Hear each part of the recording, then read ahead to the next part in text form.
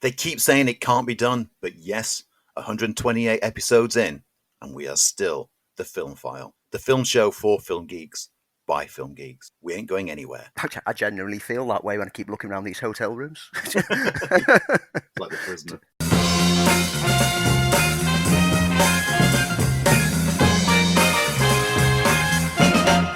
Coming live to you from different parts of the country, I'm Lee Ford. I'm Andy Beacon. And this is The Film File. Hello and welcome to another of your favourite film podcasts, presented by us.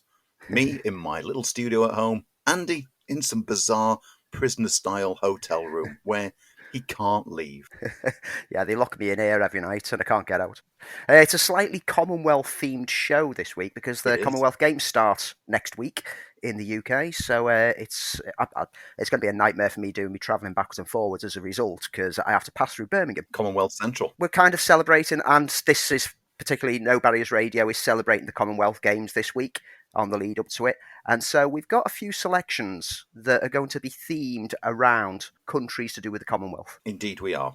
We're still trying to figure out what those are as we record this, but we are seat of your pant kind of guys. I'm Boy Scout as usual, and I'm already prepared with my stuff because I like to have scripts of notes, whereas you're just off the cuff. That's why I like occasionally when you throw out a random question to me that I wasn't prepared for. I'll just sit and look at you going, So I didn't research that one. Hold on a minute.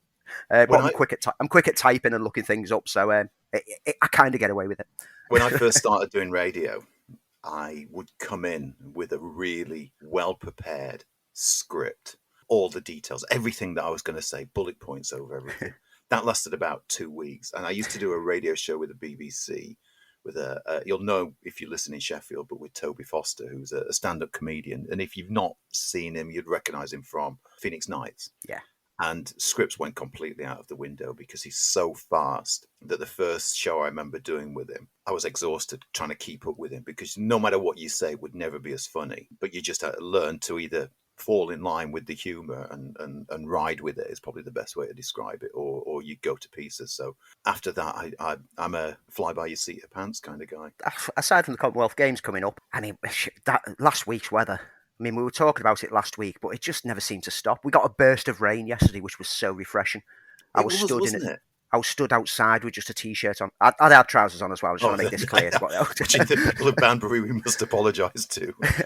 But it was just one of them where you just stand outside and just put your arms out and just embrace the fact that you've got some, I wouldn't say cool, because it was still quite warm rain, but at least it was some moisture. Oh, I needed it. It was bizarre. I had friends from the States getting in touch to see if I was okay or we were okay. It was a big international story. I'll tell you what's interesting. I've been on CNN.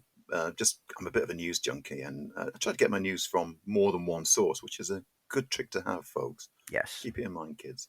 And so I was on CNN, and the coverage of it was quite incredible. Reading, the worry of us being in this heat wave in the UK, and just how they look at British politics in a way that we don't. Not scathing, but a little bit putting a mirror up to the country in a way that the British press aren't doing. Quite an interesting take on it. But yeah, it's been super hot. The British press seem to be great at being critical of the US politics, but a bit dismissive about the state of affairs in their own country. But I think that's probably a national thing from every country, is that every country shines more of a mirror up to everyone else because they like to think that everyone else is worse than what you've got. And the French just they put a mirror up to the rest of the world, just go, "You're all idiots!" Ha ha ha.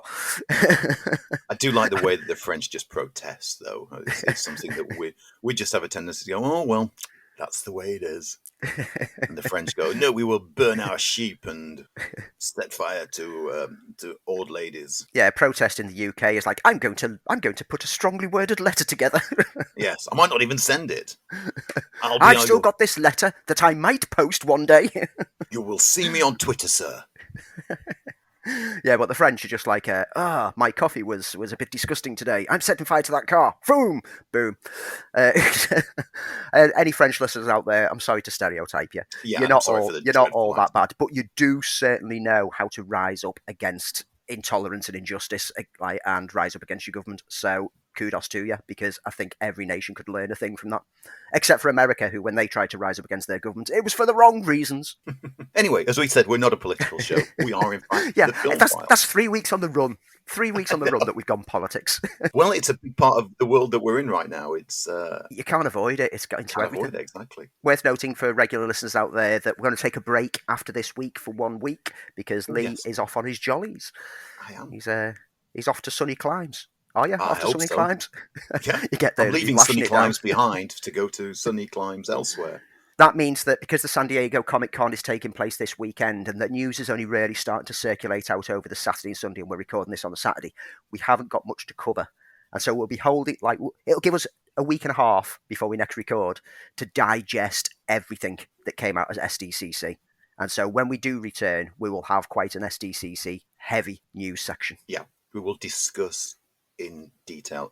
So if you are listening to the podcast, you also may know that we go out on No Barriers Radio, which is nobarriersradio.com on a Thursday night. And we are putting together a very special radio-only version of the show. So join us on No Barriers Radio. And what do we have on this week's special? It's nearly summer special. Where was I going with that? That's a lot of specials. That's a lot of really special show. So what do we have on this show, the one before the summer break, shall we say, before school's out? If never there was a better cue for some music there, I don't know. On this week's show, we are going to be doing a deep dive into Baz Luhrmann's Romeo and Juliet. Andy is going to be reviewing Runway 34, which landed on Amazon a couple of weeks ago. I see what you did there. I see what you did. You're so good at this. The Grey Man, that landed on Netflix, and Paws of Fury, The Legend of Hank, which was those 3 words, a Sky original. But before any of that, we've got the bit that you really tune in for. Yes, it is the segment that Colin likes to call Colin, and the news likes to call news.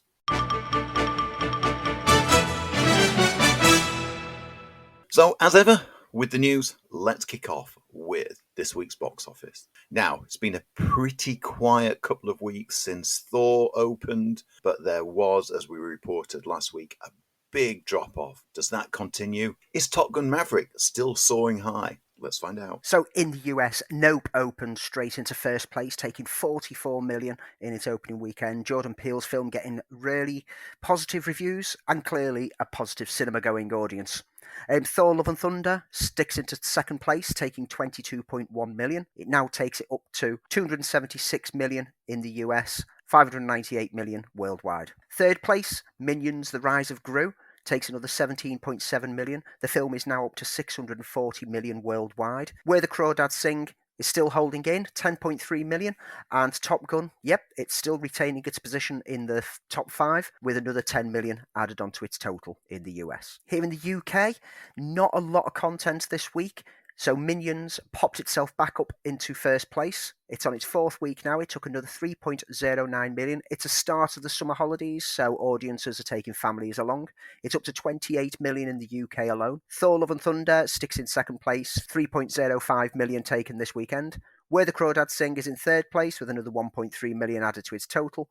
Elvis holds 4th place with 1.2 million. And Top Gun Maverick, same as in the US, Top Gun is still holding in there in the top 5, another 1.1 million onto its total. I tell you what, Nope's getting really good word of mouth. I am so excited for this. I really enjoyed Get Out. It was okay with us. I thought it had a lot of problems, but I'm really stoked for this one. I was the other way round. I thought that Get Out was good, but not as great as everyone else was raving. But I absolutely loved Us. I just latched onto it. I thought it was very Twilight Zone-esque in its story design. I thought it was interesting related to Nope. Did you see that someone tweeted out that Jordan Peele is the best horror director of all time?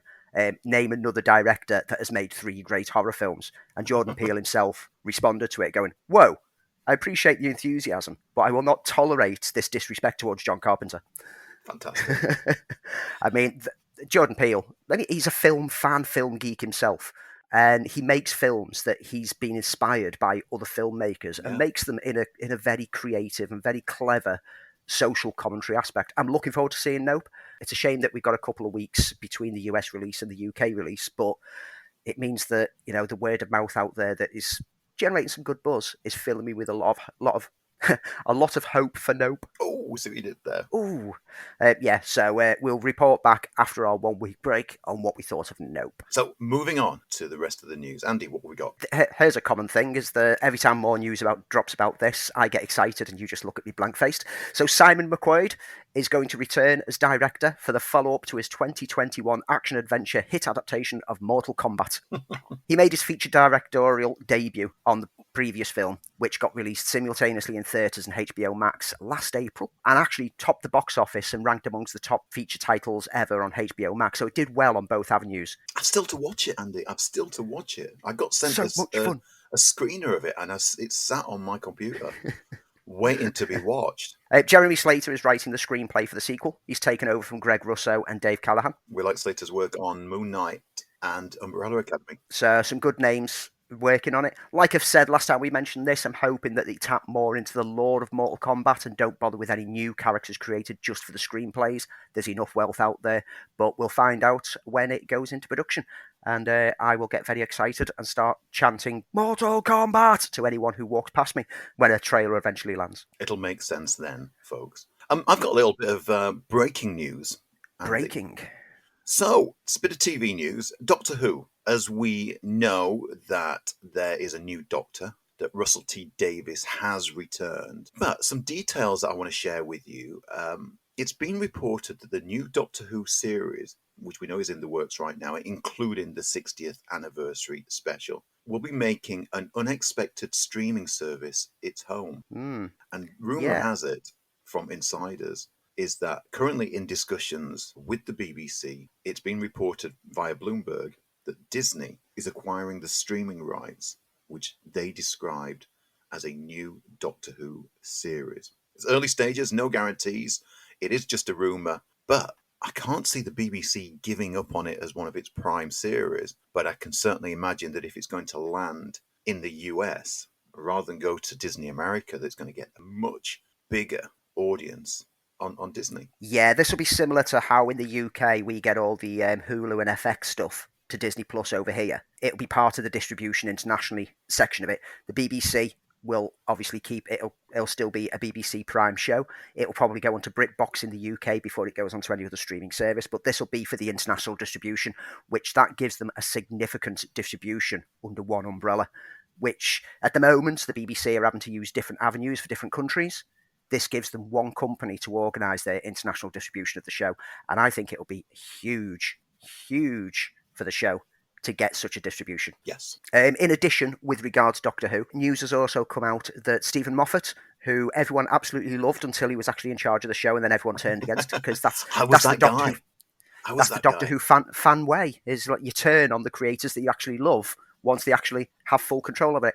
Well, apparently he's going to return to pen a few of the episodes under Russell T Davies' era, which, if you remember back to when Russell T Davies was last in charge of it, the best episodes were the ones that were penned by Moffat anyway. He developed so many storylines, he grew new characters, and he showed that with Moffat, I liked what he did when he had control. Yeah. But I could see how he was just he was getting lost in his fanboy nature, because back in the 90s, he used to post on bulletin boards as a fan of Doctor Who with theories and speculations. And if anyone had read those bulletin boards, I did, you knew exactly where his stories were going, because he'd speculated them and theorized around them all those years ago. He was too much of a fanboy to back off and go, can we make this accessible to the general audience at the same time? And it got too intricate, too complicated, too woven. When he's reined in with someone else taking overall charge, marvellous writer. So I'm really excited to see that combination. Oh, that is good news. I think his last few episodes that he did with Peter Capaldi were some of his best writing. That final season of Capaldi was amazing. Yeah, absolutely brilliant.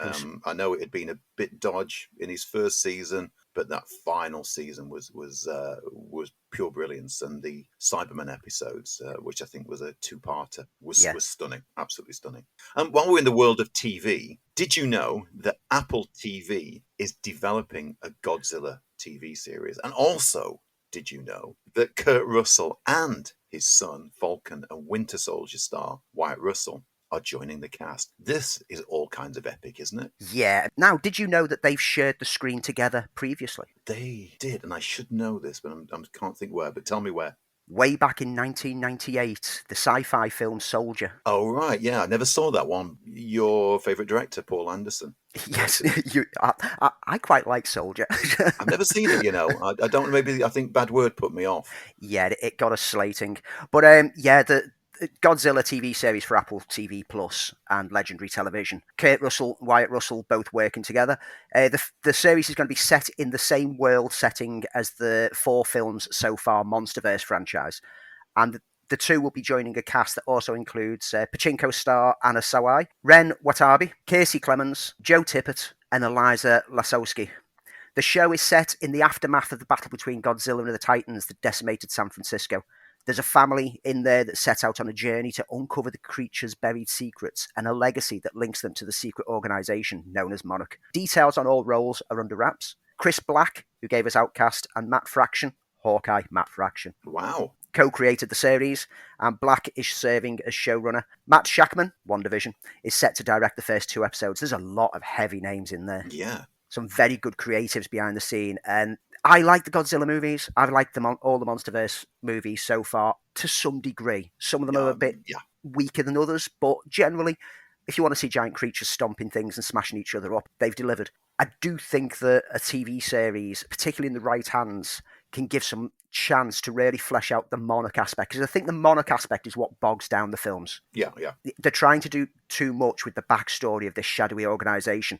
A TV series allows them to explore that in a better format, so the films can literally just be giant monkey beats giant lizard. Yeah, I mean, interestingly enough, I read an article only the last few days about Apple TV where they were saying, the amount of star quality that they've got on Apple TV, the quality of the shows, and it's quality over quantity. We've talked about this many times, but are people actually watching it? And a bit like Netflix, I think they need that one show where people go, I'm in for this thing. Yeah. I think Ted Lasso did it for a lot of people. The only problem with Ted Lasso is, as we discovered ourselves, is that the whole aspect of it being marketed around a football coach makes people like me and you who aren't sports fans initially go, yeah. I wouldn't have joined in unless you told me how good it was. You have to watch that first episode to really fall in love with it. Yeah. And it's getting people to give that first episode a watch. And that's the only problem that they've got, is they don't quite manage to know how to get people to latch on to Apple TV things. Severance is another great one. Yeah. But you try telling someone, Adam Scott's magnificent in it. It's like, who's that? Oh, he was in Parks and Rec. Mm-hmm. But Godzilla is such a household name with the recognition of the movies and the recent movies and just the cult icon of the character. I think this could be Apple TV's way in. I'm quite shocked that HBO Max didn't pick up on this and that Apple have. Yeah, especially with it being legendary. Yeah, I know their relationships changed in the last couple of years, but interesting. This could be the big one for Apple. Not to say that the stuff they are doing isn't excellent. There's not one show yet which I think has got some amount of great quality to it, even if it's not the show for me.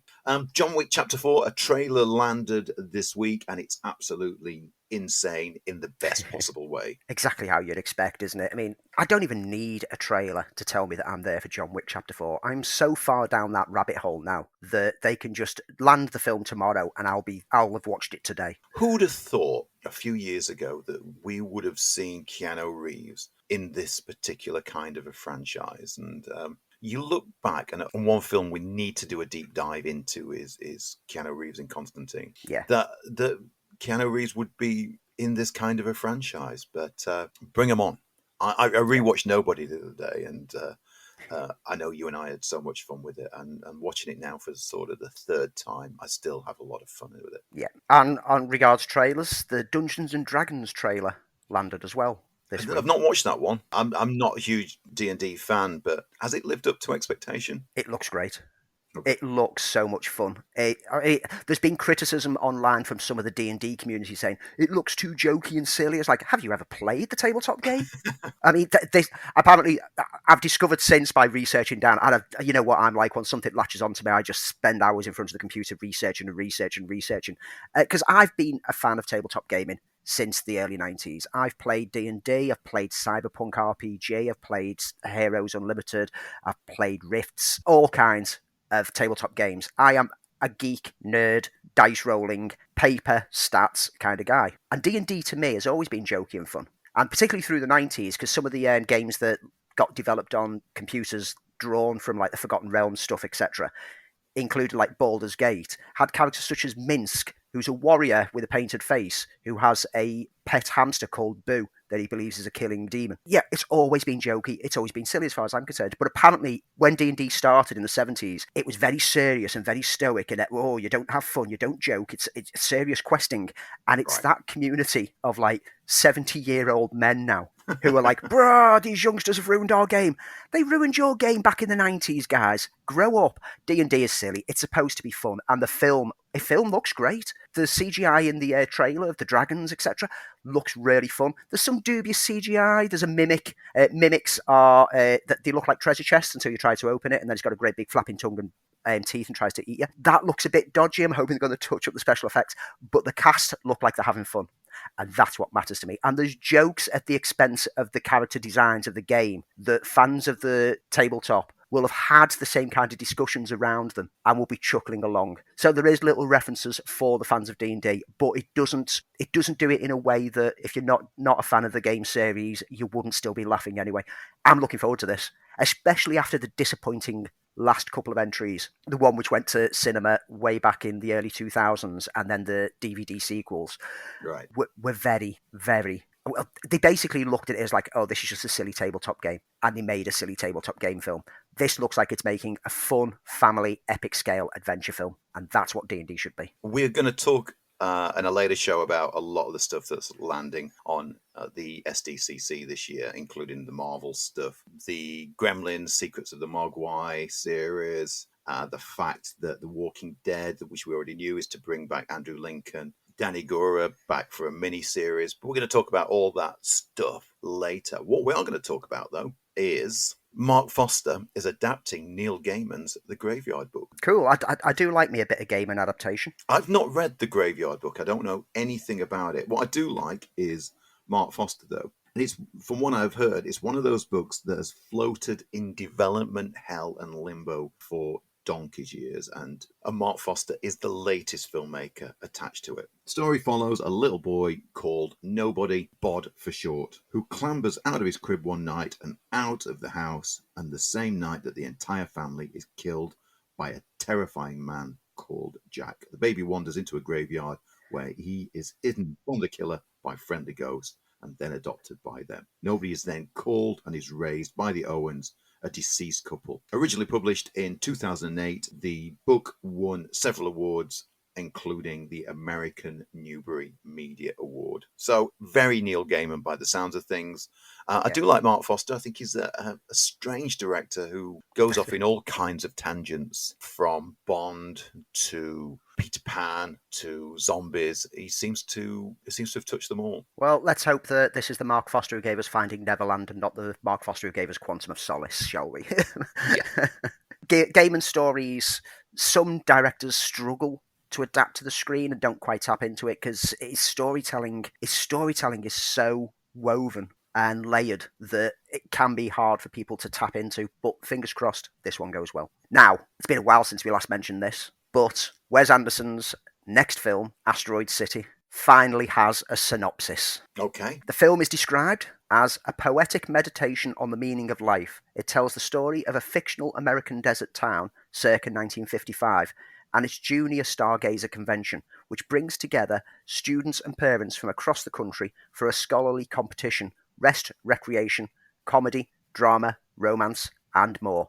And the stacked cast, take a big breath, includes Jason Schwartzman, Scarlett Johansson, Tom Hanks, Jeffrey Wright, Tilda Swinton, Bryan Cranston, Ed Norton, Adrian Brody, Liev Schreiber, Hope Davis, Stephen Park, Rupert Friend, Maya Hawke, Steve Carell, Matt Dillon, Hong Chow, Willem Dafoe, Margot Robbie, Tony Revolori, Jake Ryan, Grace Edwards, Aristo Mian, Sophia Lillis, Ethan Lee, Jeff Goldblum, and Rita Wilson. Now, there was a name missing from there. I don't know whether you picked it up. Oh, no, Bill Murray. Bill Murray's not been mentioned, which, whether his absence is not just on that listing but from the whole film, is unclear. Well, that happened with Darjeeling Limited, didn't it? He wasn't Yes. mentioned there, and he only made a very, very brief cameo. It's like the old, if you cut down a tree when no one's around, does it make a noise? If they make a Wes Anderson film without Bill Murray in it, is it a Wes Anderson film? Does it really exist? Yeah, it's very possible that it's just now expected that Bill Murray will be part of the cast lineup, that he doesn't need to be mentioned because it's a Wes Anderson film.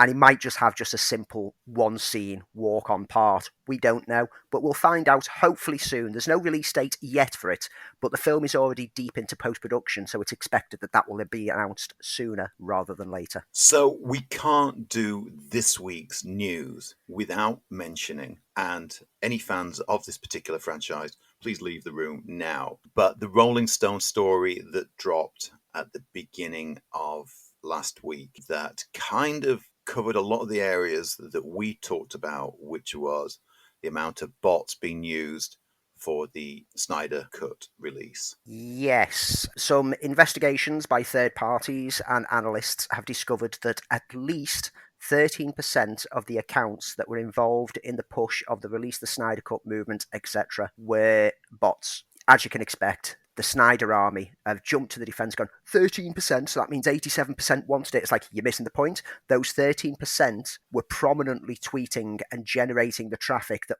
the rest of you latched onto. That's 13% of accounts that probably accounted for about 60% of the posts. In addition, further investigation has gone into, because you often see that people say, people forget how much good the Snyder Cut campaigner did with raising money for this and raising money for that and for this charity and that charity. And yet there's never been any fundraisers linked to. This money came from somewhere and no one knows where. Now, whilst it's all speculation, a lot of the fingers of suspicion for a lot of this activity points back to, sadly, Zack Snyder himself.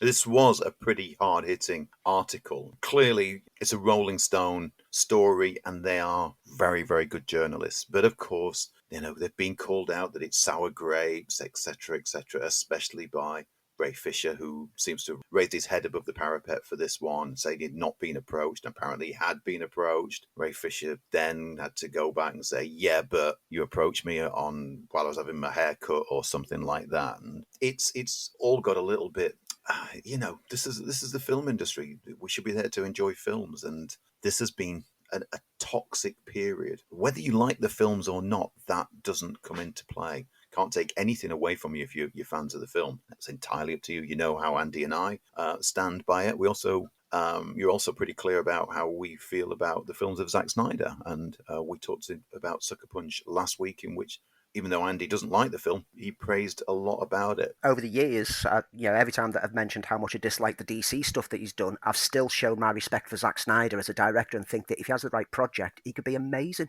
Got a lot of time for him. And even in the interviews that you see him in, he's always come across as very enthusiastic and very, very down to earth. But then this article, kind of linking him to be a bit more manipulative than what we actually thought, actually sours my opinions towards him as a person, which I think is a shame. Yeah, if you're interested in knowing a bit more and reading the entire article, I suggest you do so, because I think there's a lot of points that we called out previous shows ago, and it's not a pretty picture.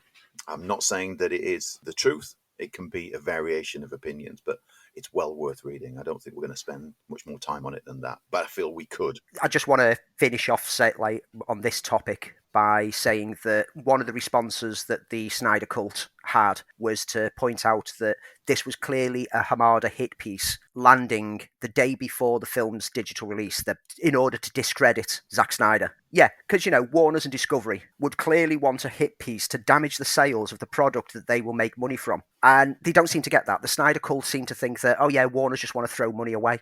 And so they don't want to make any money from this, so they're trying to disrupt the sales of their own stuff. It's ridiculous. They also still seem to think that the Snyderverse will be restored, even though it's quite apparent from all of this that Warner's and Discovery don't want anything to do with Snyder going forwards. How was it that I suggested it to you? This cult put the moron into oxymoron. Well, I mean, if you want to throw an additional $70 million away just on a Rolling Stone interview, and of course Rolling Stone are going to release it when there is the release of the digital cut of Justice League Director's Cut. So that's journalism. Yeah. Always release a story when you know that there is something else in circulation to hook onto. But yes, it was quite damning. And I'd heard rumours through some contacts of mine that it turns out looked to be pretty spot on. It was an interesting piece and, as I say, fairly damning. Anyway, moving on. Paramount Pictures has now announced a March the 8th, 2024 release date for A Quiet Place Day One, the spin-off feature set in the same universe as John Krasinski's A Quiet Place films. This is the film that will have Helmer of Pig, Michael Sarnowski, directing, and it will be a whole new story set within that same world, and I assume from the title will be set on day one. It will serve as a prequel. Bit of a giveaway, really. Showing more of the events briefly glimpsed at the start of the second film, where we see the creatures first arrive on the scene. Blunt and Krasinski aren't expected to reprise their roles because, as I said, this is a new story within that world. But it would be a surprise if you didn't at least get a cameo from one of them. Eddie Murphy is feeling a little bit like Christmas, and he's about to release his Christmas first film under his new relationship between Amazon. And that's called Candy Cane Lane. I didn't know that Eddie Murphy had entered into a relationship with Amazon, but he did some good work with Netflix, especially Dolomite Is My Name, which was a real return to force for Eddie Murphy, I thought. Well, on Amazon, we got Coming to America. Yeah, of course we did, yeah. Landed, so that started the union, and that performed well for the service. So it's a no-brainer that they want to continue working with him. He's got a bit of a renaissance going on. After years in the wilderness, I think this Dolomite Is My Name is the one that really put him back on people's radar. Glad to see it. Shame that Coming to America was just a bit too stuck to formula and just tried to play on its old jokes. But I'm still interested to see what Eddie Murphy can deliver on any future films. What I'm not interested to see deliver, and I'm glad they put it back because I've got more time to prepare, Sony's Madam Web film, which is now shifted to October the 6th, 2023. So we can take a breather. We can get to October when there will have been a dirge of no films coming out for 2 months. So maybe this might seem better by the fact that at least we finally got something on the screen. The Dakota Johnson-led film will take over a slot that was currently penned for Untitled Marvel Film, because Sony genuinely don't know what they're doing, so they're just calling everything Untitled Marvel Film now, which has now been pushed back to June the 7th, 2024, so I'm looking forward to Untitled Marvel Film in 2024. Also, as a result of the shift, the Patrick Wilson-directed fifth Insidious film is going to take over Madam Web's old slot of July the 7th, 2023. This is part of a whole reshuffling that Sony have been doing with its upcoming movies.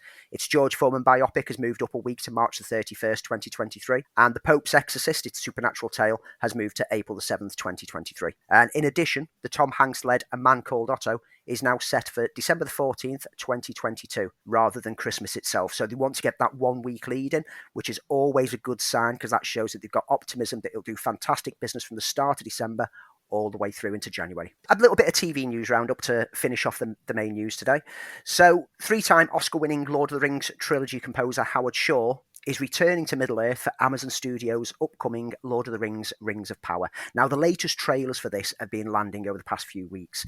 Are they good? They are looking better and better as it goes along, and it's starting to look perfectly fitting alongside Peter Jackson's trilogy. Not alongside Peter Jackson's Hobbit trilogy, because they don't even look good against the Lord of the Rings trilogy.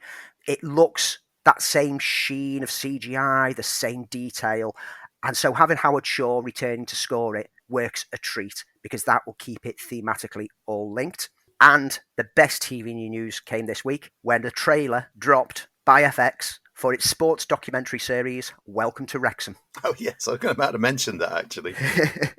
Now, for those who don't know what Welcome to Wrexham is, this is the documentary that has been running ever since Rob McElhenney and Ryan Reynolds bought out the struggling football club of Wrexham Town, which is in north of Wales. And it covers the reasons for buying it, their experience of connecting with the people of North Wales, and how it's worked, not only for them, but also for the town.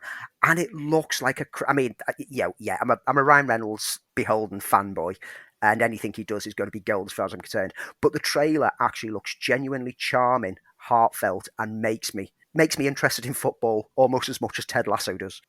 And I'm looking forward to this. When it was first announced that we were going to do a documentary for it, I was like, this could be interesting because the two of them, Rob and Ryan, are great personalities. You see them in interviews and the banter, the jovial nature, but It's how well embraced they were by the Wrexham community, which normally when there's a buyout from American purchasers of a local British football team, there's an uproar and people saying, they don't understand our sport. But they got embraced. And this documentary will explore why the people of Wrexham actually took to the pair. And I'm interested. I want to know their story. I want to know why they did it. Sticking in TV land, Rafael Casal, he of Blind Spotting, has joined the cast of Loki Season 2. And this just in, Andrew Garfield is playing Richard Branson in a new miniseries. That's a bit of interesting casting. Yeah. I can kind of see that now. It's not film news, but again, let's just end on a bit of sad news. Yeah. This is more just a heartfelt one because this was a name that had some influence on both of us through our comic-loving career. Indeed. The great comic creator Alan Grant sadly passed away this past week. Well known in the UK for his work with Wagner on Judge Dredd through some of the best storylines that series ever had. And then he shifted over to DC and had an extensive run on Batman throughout the late 80s and the 90s that introduced a variety of characters such as Victor Zsasz, Ventriloquist and Anarchy. His name was well respected within the industry. He was one of the stalwarts of British comic book writers that impacted on any comic book geek in one way, shape or form. He was also, alongside Wagner, responsible for the Batman Judge Dredd crossover story, which is still an absolute joy to read, even though it makes absolutely no sense. It was so well done that they managed to merge the two universes together in such a clever way. And he will be sorely missed as a creator. Indeed, he was part of that British invasion into DC Comics in the 80s that revolutionized comics, along with people like Alan Moore and John Wagner and all those guys who went over to there and reinvented comics for an awful lot of people. He was responsible for creating the character of Lobo that gained a life of its own during the 80s and the 90s. So the sad demise and sad passing of Alan Grant, an absolute comic hero. And that, folks, is this week's news. You're listening to your favourite film podcast, and yes, it's The Film File, with me, Lee Ford, and of course, the great Andy Meakin. And if you want to know more about The Film File, if you're not yet a subscriber, please head over to your favourite podcast platform and hit the subscribe button for The Film File. And please leave a comment and leave a like. But that's not all. If you want to know more about The Film File, you can head on over to Twitter and follow us at Film File UK. You can head over to other social media platforms. You'll probably find us on there if you search for Film File UK. Or you can contact us directly and become an embraced member of the Film File family. Any thoughts, questions, suggestions, anything that you want to know about films, any films that you're trying to track down but can't remember the name of, feel free to challenge us and see if we can decipher from what little clues you have what film you're looking for. And if we can find it, we'll point you in the right direction. You can email us podcast@filmfile.uk. And now it's time for this week's deep dive. And in the spirit of the Commonwealth, we are going to be looking at Romeo and Juliet by Baz Luhrmann. Came out in 1996, and boy, did it make an impact. What fools, you know not what you do! Romeo, thou art a villain! My only love sprung from my only hate. Romeo slew Tybalt! Romeo must not live! Leonardo DiCaprio, Claire Danes in William Shakespeare's Romeo and Juliet. I am fortune's boy! Rated PG-13. Romeo and Juliet starred Leonardo DiCaprio, Claire Danes. The film came out in 1996 and was directed and co-written by Baz Luhrmann. I guess the other writer must have been William Shakespeare because, hey, he came up with the entire thing. I think he just gets credit, acknowledgements on so many films. He had nothing to do with them. I think he's just a mate of all the people who make these films. Well, its official title is William Shakespeare's Romeo plus Juliet. I don't believe that he made this many films. He's not written this many screenplays. Two teenagers fall in love despite being members of feuding families. If I have to explain the plot of Romeo and Juliet to you, then really, spoilers and everything, you need to really get out more. What made this so different was the updating to Verona Beach State Park. What made this so interesting was the start of Baz Luhrmann's cinematic style. What made this stand out as it took a several hundred years story that everybody knew and made it into a film that felt incredibly contemporary, so much so that it made it feel like a pop music opera and dealt with such modern themes as teen suicide. A lovely film. I've gone back and revisited it a few times. What a great cast. I mean, you talk about this was the start of Leonardo DiCaprio's rise to stardom, but we had Pete Postlethwaite, Paul Savino, John Leguizamo, Paul Rudd, and this film just blew people away. And I remember the excitement for it when it came out. Do you love this film, Andy? Did it make an impact for you? Now, this is a film that I've watched so many times, and it still impacts on me now. This was the film that opened my eyes to DiCaprio as an actor. He was 21 when he made this, and it made me fall in love with Claire Danes as well, who was 17 when she made this. Initially, they wanted Natalie Portman for the role, but apparently she looked far too young compared to DiCaprio, even though he was very fresh-faced and young-looking, and so it made the love scenes look a bit molesty, for want of a better word. And so they got Danes, who absolutely shines as the enchanting Juliet. Now, this film, when it came out, saw it at the cinema, and this captured my heart for multiple reasons. Not only is it a great MTV generation retelling of Shakespearean classic, retaining the Shakespearean text in such a creative way with a vibrant soundtrack and hyper editing and great camera work, but this was one of the first films that me and my lovely wife went to see as a couple. Oh, really? Because it got released 2 months after we first got together. And so it's kind of stuck with both of us as our film. And so that's one of the reasons that it gravitates to us. It's a love story. Yes, it's a tragic love story. No, me and my wife aren't planning to take some drugs and die or stab ourselves at any point soon. But it's the love aspect. It's the falling in love. And we were at that stage in our own romance where we were besotted with each other. We still are. I just want to point this out. It's like, it's 20 odd years later, but we still love each other. But it's everything about this just worked for me. I mean, I've always been a fan of Shakespearean literature, and I've always been a fan of Shakespearean adaptations. But I was always disappointed whenever an adaptation adapted it for a modern audience and changed the dialogue. And keeping the Shakespearean script, but setting it in this modern context and making it so accessible that even if you struggle with Shakespearean prose, within the first 5 minutes, the context in which it's being used gets you on board.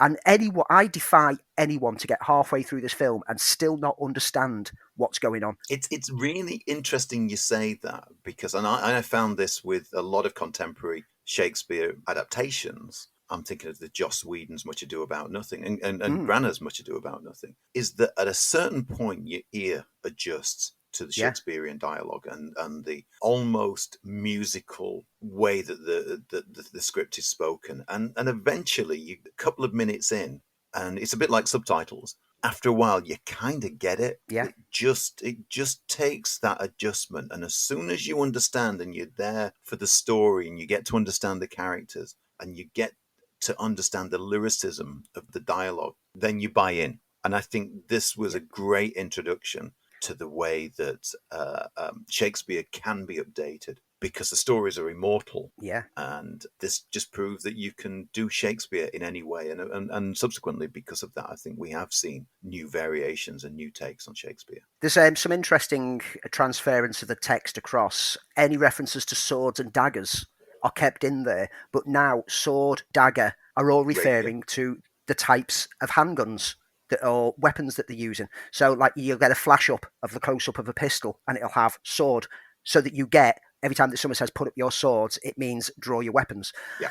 In addition, one thing that I absolutely love is the fact that the delivery service that fails to deliver the message to Romeo is post haste, because there's a line, deliver this post haste. And it just makes perfect sense. Yeah, it's the USPS style delivery van, isn't it? And it's just brilliant that it's just like they use the term post haste to call the delivery service post haste. Marvellous. It's so easy to fall in love with, and the cast are so easy to fall in love with. We've already mentioned DiCaprio and Danes, and you did a rundown of some of the other cast that are in there. But how good is John Leguizamo as Tybalt? He's absolutely brilliant. And Dash Mihok, who never really kind of generated much traffic and got his own stuff, is brilliant as Benvolio. The exchanges of slurs and banter in the early scenes between those two feel so natural. And Leguizamo is just sizzling. He's absolutely sizzling as Prince of Cats. Perfect casting, But we have to draw back to Danes and DiCaprio. Miriam Margolyes, who played Juliet's nanny, has revealed that on the set of it, it was quite obvious that Claire Danes had a huge crush on Leo. And whilst that wasn't reciprocated, it actually made for any of the scenes with her gazing at him adorably were all genuine because she had a huge crush on him. And that makes it kind of work. The chemistry between them on screen works so well because you can see the love in her eyes every time that the camera's on her. And we can't talk about the support cast. I mean, Paul Rudd doesn't get a lot to do as Paris, but he plays him so smarmy, doesn't he? He's yeah. Paul Rudd is always likable. He's fun in there, but you can't talk about this film without mentioning the late great Pete Postlethwaite, who plays the monk character in the original telling. He's just like a priest who like creates chemicals in this one, and Harold Perrineau as Mercutio, who steals every scene that he appears in. He's mesmerising, he adds fun and tragedy in equal measure, and when he utters his plague on both your houses lines, it tears into your heart like a knife. It's a great adaptation. It really just proves, as I said before, that the stories of Shakespeare are immortal. This film did really well worldwide at the box office to generally fantastic reviews. It opened up an audience that would never consider Shakespeare and proved that the stories will always last and are always timeless. And no matter what, you can imagine so many different approaches to the story. King Lear told as a samurai movie, Macbeth as a mafia story, Romeo and Juliet as a musical. It works every time, and this was an impressive and unique take on it and set Baz Luhrmann up to be able to do whatever he wanted after that, because after this he moved on to Moulin Rouge. Which makes for an interesting double bill, those two films. Well, you've got to mention that his entire trilogy, wasn't it, was his, what he called his Red Curtain trilogy. Yeah, we briefly mentioned it, but let's just really talk about the memorable score and original compositions in this film. This film, like we said at the start, it's like an MTV generation, and you can't have MTV without music. Well, you can in this day and age because it's all reality TV shows. But back then, MTV was about music. And the score from this, original compositions from Nelly Hooper, Marius DeVries, and Craig Armstrong, are complemented by a selection of needle drops from artists such as Radiohead, Butthole Surfers, Garbage, Kim Mazel, One Inch Punch, and most memorably, The Wannadies. I've seen The Wannadies, great band, saw them many times. And yes, they do owe a huge portion of their success at the time down to this movie. You can get the double soundtrack album, which has the original score and the pop hits ones. And it's a great listening experience. Every track is utilised perfectly in the scene that it's in. There's even a chorus rendition of Prince within the film. The same way that he did in his next film, Moulin Rouge, the music is very key to the experience of watching this film. You can't imagine Baz Luhrmann's Romeo and Juliet without the music with it. Reviews at the time that it came out were very mixed. It didn't quite hit with everyone. It was a generational thing, I think. Yeah, I mean, it was things like Roger Ebert gave it a middling review. He said that it was too hyper and he didn't quite latch onto it, but it built up an audience with the younger generation, and it's appeared on lists such as Films to See Before You're 14, and also educational establishments now recognise it as a perfect way to engage pupils with the language of the bard, and many schools will now show this when they start teaching in English literature about William Shakespeare stuff, because they know that once the kids have watched this, they will understand the text that is put in front of them. It still feels kind of timeless because of the wealth of the storytelling. The MTV style editing hasn't really moved on. If you're still into music videos, and some people still are, strangely enough, then that has become a shorthand for that kind of cutting, the MTV style. It still holds up remarkably well today because of the immortality of it. I think the only thing that you go back and when you watch it again is go, oh my goodness, how young does Leonardo DiCaprio look? But it's still a fantastic film. Kinetic, vibrant, emotive, great soundtrack. Andy, if we want to watch this film, where can we find Romeo and Juliet? You've got two options of streaming services where you can watch it free of charge. You've got Disney Plus and you've got Amazon Prime. Or you can purchase it or rent it from any other services, or go and purchase the Blu-ray box set, well worth checking out, which will have the other two films in the Red Curtain trilogy. And that's this week's Deep Dive. When we come back after our break, we've got more deep dives for you. But before any of that, Andy's got some reviews. Let's start with the Sky original. Daunting words, my friend, daunting words. Animated movie that landed in the US on cinema release last week and went straight to Sky this week. Paws of Fury, The Legend of Hank. When this town needed a hero, they got Hank. Now, to become a samurai, he'll need to be strong. Don't forget to land on your feet. Brave. And ready to take charge.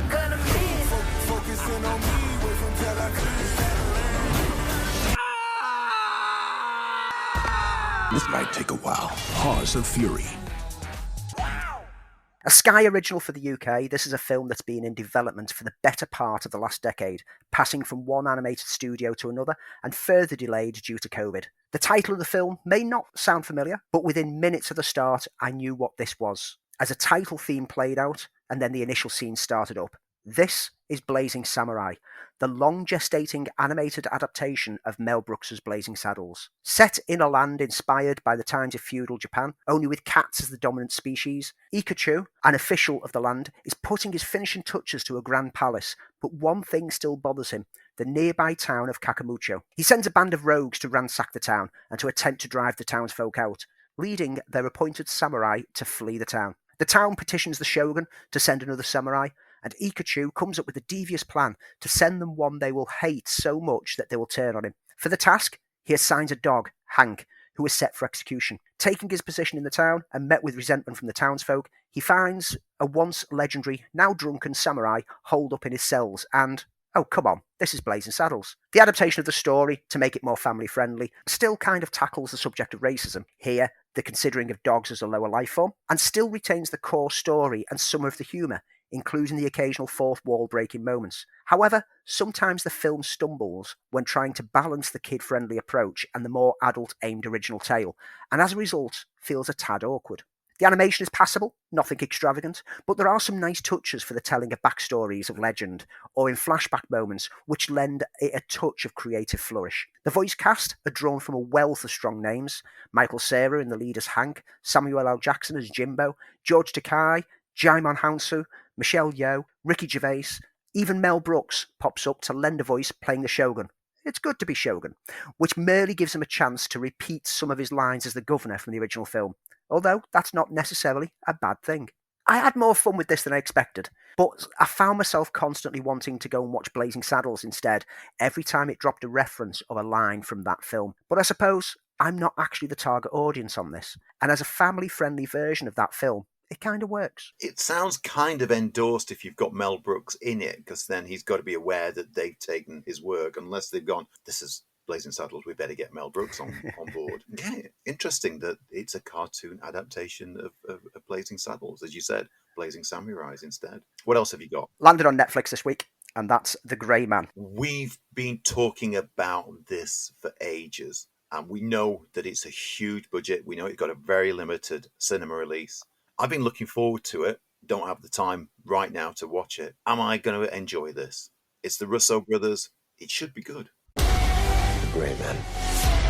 You got some compromising information. Lloyd. Make him gone. He won't be able to walk 10 feet without getting his head blown off. You must be Lloyd. What gave it away? The trash stash. Over here. I can kill anybody. Maybe not anybody.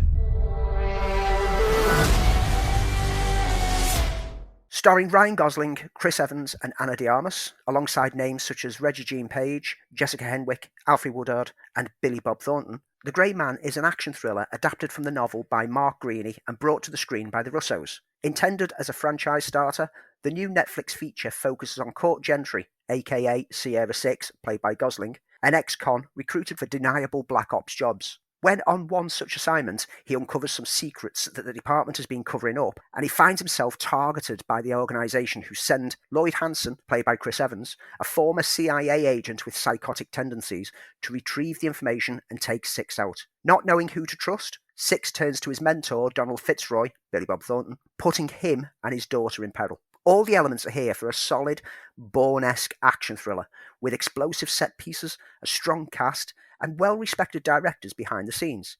But once again, the Netflix creative freedom appears to have resulted in another film that winds up feeling far too familiar and is drawn out unnecessarily, meaning that by the time the final act came around, I just wanted it to end. With regards to the cast, Gosling is well placed in the lead, makes for a nice shadowy character with a mysterious backstory that you find easy to care for despite the work he's done over the years. Evans is on full scenery chewing mode as the psychotic Hanson, and is clearly having fun with the role.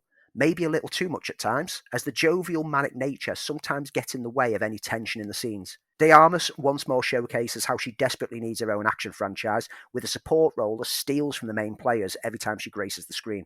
Action, and there's a lot of it, is overall thrilling and stylistically shot, but it has an over-reliance on smoke. Every action scene seems to find a way to layer smoke effects into the moment, sometimes obscuring the action to an annoying effect. But generally, the set pieces are varied enough to carry the film through. But, and here's something that's starting to grate on me somewhat, the film's overuse of drone footage shots is unnecessary. Every change of location, and the Russos certainly love to change location, signposting it with large lettering on the screen telling us where the story is now, is met with a drone flyby of streets and rooftops. That alone would be fine, even if it feels unnecessarily padded out. But when the main sequences also clearly utilise drones, it starts to get a little tiring. Good camera work should never have the audience realising the camera work. And unfortunately, drone usage is still in the clumsy infancy, making it stand out immediately when it's implemented. The result was that every time such shots were used, I was thinking, oh, nice drone footage, as opposed to being drawn into the moment. The end result is a well-acted, generally well-directed, but under-edited action film, the likes of which Netflix keep churning out. The location changes are all well and good, but when the time taken for different parties to get there doesn't add up, and the fact that I dwelled upon this is clumsy. Chop some runtime out of this, and it could have been a solid franchise starter. As it is, it passed the time, but it won't be garnering any future visits from me. So this was always promised to be the start of a franchise. Do you think we will get to see? I guess it doesn't matter, does it? Because a certain amount of eyes on this are going to guarantee for Netflix that it's a success.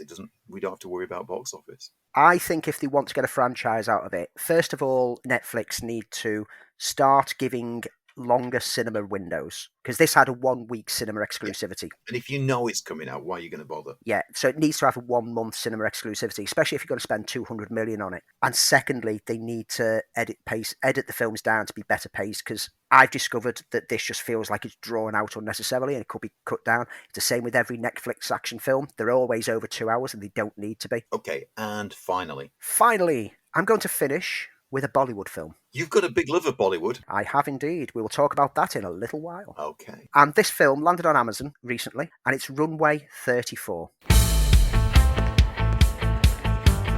Hi, Captain. It's an honor to fly with you today. Request for clearance.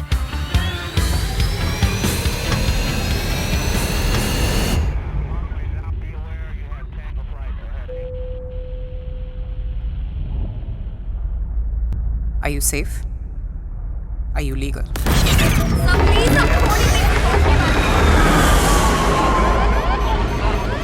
Brace for impact. Tanya, look at me. I need you right now, Tanya. Reversos normal.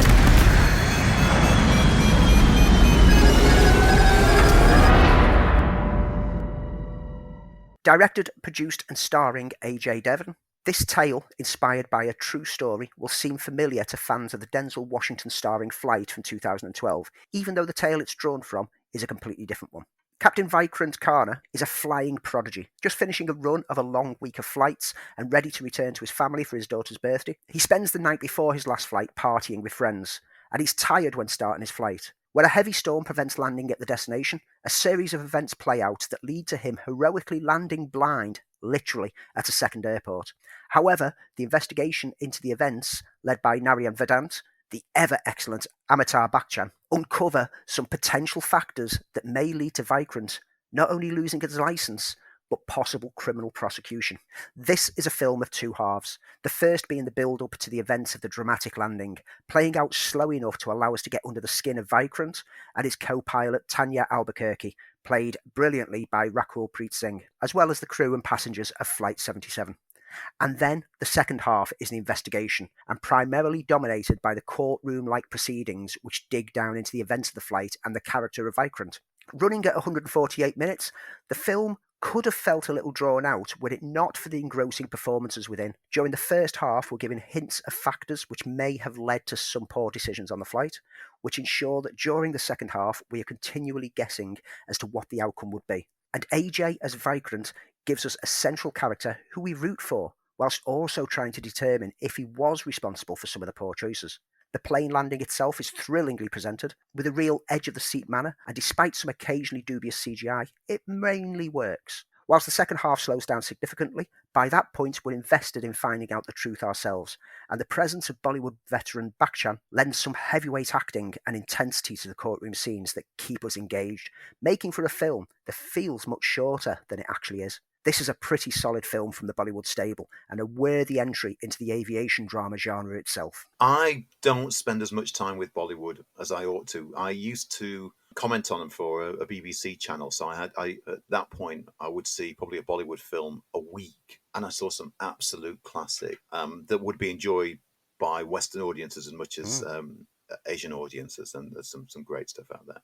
So that's this week's reviews. What can we look forward to heading our way over the next couple of weeks? Now, when we come back after our break, we will be talking about DC League of Super Pets that lands at cinemas this weekend. Yes, I cannot wait. Keanu Reeves as Batman. Also, while we're off air, Bullet Train will be coming out, as will Nope. So keep a lookout for them at your local cinemas. That's a nice trilogy of different themed films to capture all attentions. So I think we could be coming back with some juicy reviews. We'll be reviewing those when we come back. Now TV and Sky this week sees The Card Counter, Paul Schrader's latest film, a revenge thriller telling the story of an ex-military interrogator turned gambler haunted by the ghost of his past decisions. Oscar Isaac, Tiffany Haddish, Ty Sheridan and Willem Dafoe all starring. And Cry Macho, Clint Eastwood's latest release, wasn't that great, but maybe it'll work a bit better on the small screen. It just didn't feel great on the big screen. And over on Amazon, not many people liked it, but hey, I loved it. Scoob lands this week. This is the Scooby-Doo movie that spends more time with other characters, not Scooby-Doo, that upset the Scooby-Doo fans, but I absolutely adored it because it's a Hanna-Barbera love fest. I'm all for it, and I'll be watching this again this week. I want to point out that it landed on Sci-Fi Channel, which I think has now been taken over by Sky, officially, rather than being its own thing. And that's an American series called From. Not a great title. If you're a fan of Salem's Lot, if you remember Wayward Pines, yeah, it's a kind of a combination of both those ideas. And there's a connection to it with Romeo and Juliet, as they both feature Harold Perrineau. Episode 1 in, if it carries on like this, it could be a neat thing. And that's From on the Sci-Fi Channel. And that, folks, is it for this week. As Andy said, we're going to take a break. But before we go, we have to talk about our neat things, stuff that we enjoy, like, done, you name it. As long as it's neat, we're going to talk about them. We're Commonwealth themed this week. Andy, what is your Commonwealth themed neat thing for this week? So this ties into one of the reviews from earlier, and I said we'll be talking more later on. And my neat thing, this is something that has been a neat thing for me for years and years, and that is Bollywood films. Now, I know what half of you at least out there are thinking, ugh, Bollywood films, they're just all stupid breaking into song and dance for no reason at all, as though you've never watched Grease, or The Greatest Showman, or any wealth of musicals, West Side Story, etc. Oh, it's fine for a US film to do it, but if another film does it from another country, you don't like it. But if that's your opinion, that all Bollywood films just break into song for no reason, then you clearly haven't experienced a lot of Bollywood films.